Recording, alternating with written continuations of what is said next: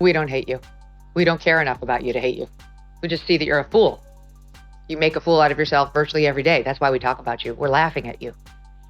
We're making a mockery of you. You're making a mockery of yourself. It's not hatred.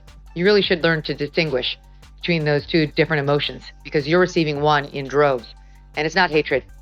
You can act, like you're Beyonce all you want. You're not.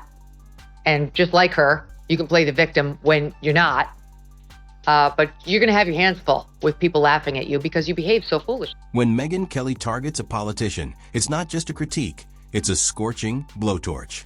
Jasmine Crockett, once hyped as the Democrats' fiery newcomer, got stripped of her polish and thrown into reality's harsh light. Kelly didn't just poke holes in her persona, she shredded the entire facade, exposing Crockett as more spectacle than substance. What was meant to be a rise to power now looks like a crash landing, and Crockett may never recover. I've had about enough of her. She wants to be like a member of the squad. She thinks of herself like an AOC. She talks like, she's from the hood. Meanwhile, she grew up in a nice family. She didn't talk like this 3 years ago. 3 years ago, she sounded like you and I sound in this conversation. Like, I'm really excited to be going to Congress. I can't wait to get started on my new job. And now she's like, we need a snap. Kelly zeroes in on Crockett's habit of confusing noise with power. The louder Crockett gets, the more she seems convinced she's winning. But volume isn't intelligence, and outrage isn't evidence. Megyn Kelly highlights the emptiness of her style, showing that beneath the shouting, gesturing, and exaggerated theatrics, there's little substance. It's like watching someone pound a table while the real conversation happens elsewhere. Crockett mistakes her voice's volume for authority, and Kelly exposes that delusion without mercy. So she claims to be, from her people. She puts on this image that she understands the Black American struggle. But let's face it, the girl went to private school. She went on to, I don't know what college and law school. She went to, it's like, she's a complete fake. Yeah. She's as fake as her eyelashes. She's as fake as her hair. She's as fake as her fingernails. And she is such a massive fraud. What makes Kelly's takedown brutal is her reminder that Crockett's rise owes less to talent and more to a political machine desperate for a fresh face. She was vaulted into the spotlight not for accomplishments, but because she fit a narrative, a loud defender, a reliable attack dog for party leaders. Yet she's yet to prove she can do more than bark on cue. Megyn Kelly rips away that protective illusion, laying bare a politician propped up by optics, not ability. The Clinton administration. Please calm down. Me to calm down. Calm down. Please calm down. You're out of control. He said, Jasmine, what you have to realize is that if you are really going to make change, not going to be in the Texas House. He said, you did a great job playing defense. You have a chance to play offense. Someone on this committee then starts talking about somebody's bleach blonde, bad built butch body. Meanwhile, you pointed out like her high school looks like a cat. If you're enjoying this, hit subscribe and tap the bell. Kelly doesn't just criticize, she contextualizes. She places Crockett alongside politicians who confuse performance for policy and self-promotion for service. Crockett's grandstanding in committee hearings, her chase for viral soundbites, her fixation on cameras catching every smirk and eye roll, all fuel Kelly's fire. This isn't statesmanship, it's theater. Kelly ensures the audience sees Crockett as less a lawmaker, more a low-rent influencer who stumbled onto Capitol Hill. Things was, we were having a committee hearing on oversight, and it was really late at night. And I was really irritated because I'm always like, why can't we work normal work hours like regular people, 8 to 5? I don't know what's wrong with Congress that we're always doing crazy things at 9, 10, 11, 2 a.m. under Nancy Pelosi. So we're on the oversight committee, and she is running off her mouth, and I shot at her about her massively huge fake eyelashes. Yeah, this made news. Yeah, and I was like, well, I said something along the lines of like, well, you can't read it because of your fake eyelashes. The real sting comes when Kelly breaks down Crockett's supposed accomplishments. Her record's unimpressive at best. She excels at inserting herself into controversies, but delivers little meaningful legislation or tangible results. Kelly hammers this, contrasting Crockett's endless self-promotion with her scant impact on constituents. It's a devastating reminder that her true skill is self-preservation, not leadership. But you're going to have your hands full with people laughing at you because you behave so foolishly. And the fact that you're a diva bitch behind the scenes, so much worse. You're not even beloved by your staff. Like, you alienate everyone. People who know you best don't like you.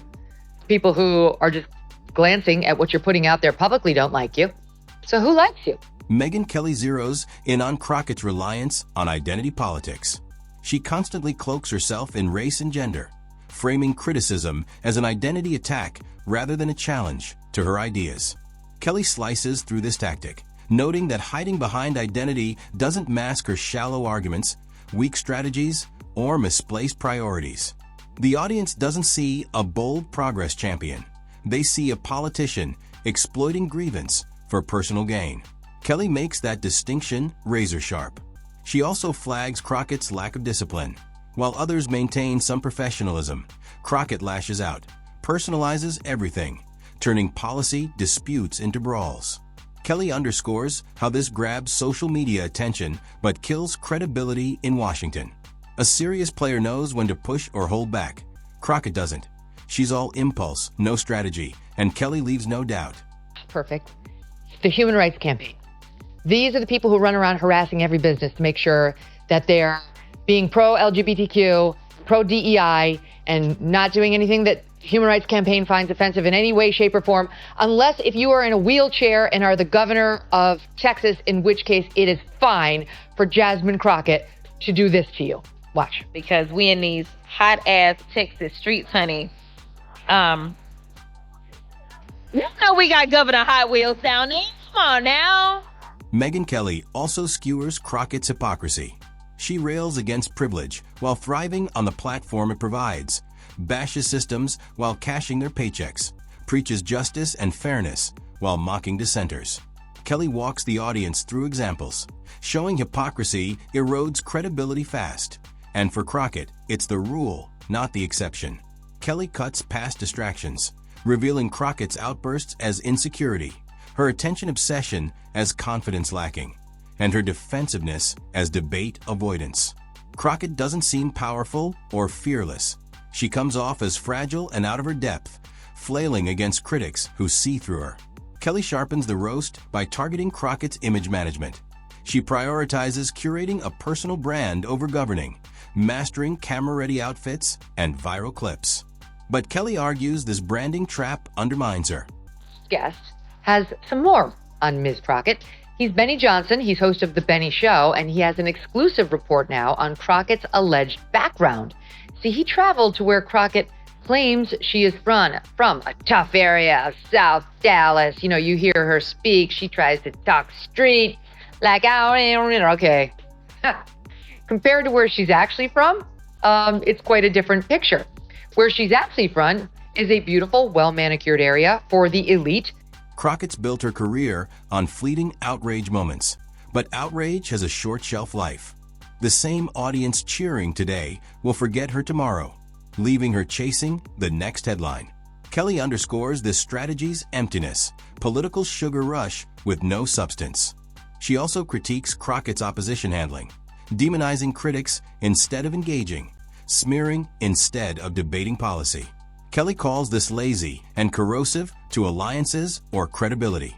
Crockett thrives on division for relevance, but Kelly exposes how it renders her ineffective. No one takes a wrecking ball seriously if it smashes blindly. The cruelest twist? Kelly turns Crockett's strengths into weaknesses. Her quick temper, passion to supporters, is immaturity. Her boldness, fearlessness, is recklessness. Her defiance, authenticity, is insecurity.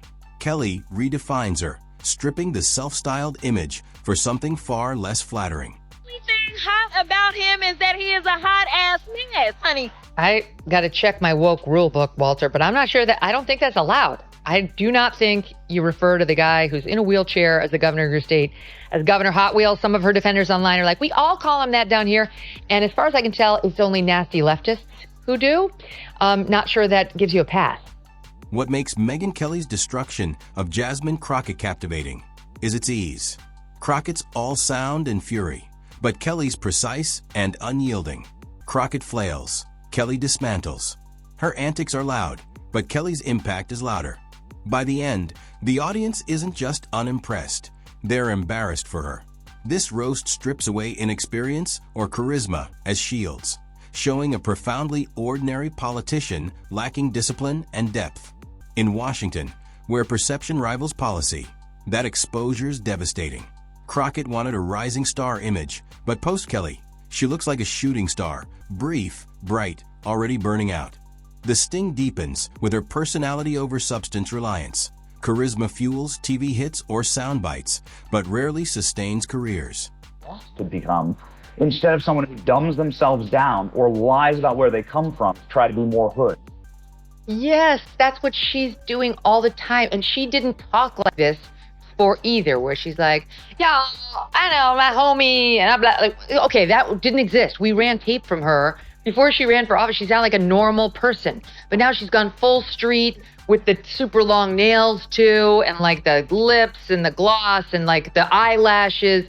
She's really laying it on because she wants to be seen as like this down-home girl. Kelly dragged that truth into the spotlight, stripping theatrics to reveal Crockett's unimpressive record, long disguised. Political theater's brutal. Once the illusion breaks, it doesn't rebuild. Colleagues, opponents, and media shift views, from curiosity to skepticism, enthusiasm to eye rolls. Crockett's issue isn't just a roast, it's Kelly exposing what many suspected but didn't voice. The emperor has no clothes moment sticks, becoming the memory in politics. Kelly redraws Crockett's portrait, from ambitious upstart shaking systems to another overhyped name fated to fizzle. How do you even like, there's no reaching across the aisle to that. No, not at all. Well, she's not a real person. So some interesting things that I've always observed about her is how she treats her staff. She treats her staff like they are just beneath her. I read that in the New York Post. Can you confirm? Yes. Wow. So she always has, one of her young male staffers has to carry her big, heavy handbag for her. She just hands it off. It's like, The lesson's cruel but clear. Without substance, stars burn out fast. Critics now have ammo, allies doubt, and voters who gave her a pass will watch closer next time. That perception shift is lethal and rarely reverses. Washington thrives on reputation, hallway whispers, closed-door stories. Kelly's roast won't just hit headlines, it'll echo there. Every Crockett stumble will measure against this dismantling, reinforcing her as unready, unserious, incapable, triggering a self-fulfilling prophecy. Once tagged as unserious, doors close, alliances weaken, and opportunities vanish. Crockett's now in a political danger zone where ambition meets reality. That we work for the American people, and what we not gonna do is stand around with all this that they're trying to pull right now. Like, what do you, we have videotape. Why are you talking like that? No one believes this bull. And now she's graduated to acting like a thug. So congratulations, your term in the U.S. Congress is going really well. If she doubles down, she risks desperation. If she retreats, defeat. No safe move remains. That's why Kelly's takedown works. Its brilliance lies in word sharpness and the trap it sets. Crockett can't escape Kelly's frame without proving her point. The roast doesn't just wound, it defines her. Politics is unforgiving. Once a narrative locks in, it's nearly unshakable. Thanks to Kelly, Crockett's story is set. A hype-propped politician, undone by immaturity, exposed by a facade master. Kelly didn't just destroy her in the moment. She may have permanently branded her a lightweight masquerading as a heavyweight.